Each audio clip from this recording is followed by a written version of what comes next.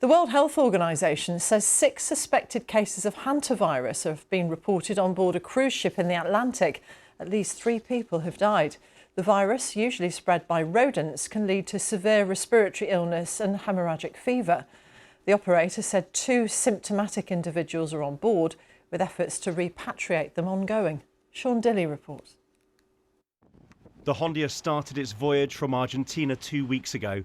The first passenger to fall ill was a 70-year-old Dutch man. He died on board and his body was taken to St Helena.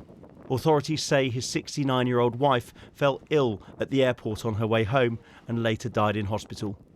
And a 69-year-old British citizen was taken to hospital for treatment in South Africa.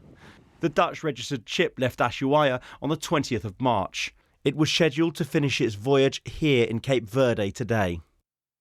Confirming all 3 deaths, the World Health Organization told the BBC to date 1 case of hantavirus has been laboratory confirmed and there are 5 additional suspected cases. Of the 6 affected individuals, 3 have died and 1 is currently in intensive care in South Africa. Hantavirus infections typically result from contact with rodents. In rare cases, it can be transmitted from person to person. The Hondius can carry up to 170 passengers and it has 80 cabins on board. The World Health Organization says it's investigating and coordinating an international public health response. Sean Dilley, BBC News. David Safranetz is the Chief of Special Pathogens at the Public Health Agency of Canada. He told us more about the virus at the centre of this outbreak. I mean, hantaviruses date back decades, really.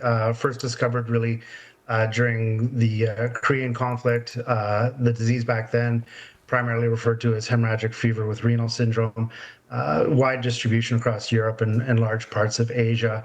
Hantavirus has really gained a lot more attention, at least in the Western Hemisphere, in 1993, when there was an outbreak in the Four Corners region in the United States. That was the first time we had seen something called hantavirus pulmonary syndrome, which is the respiratory version of hantaviral diseases.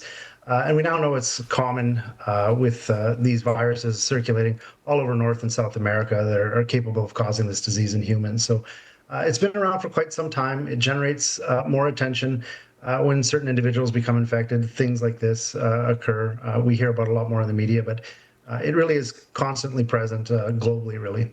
Unfortunately, there are no specific vaccines for hantaviral diseases. There are no specific antivirals to treat the disease in humans with.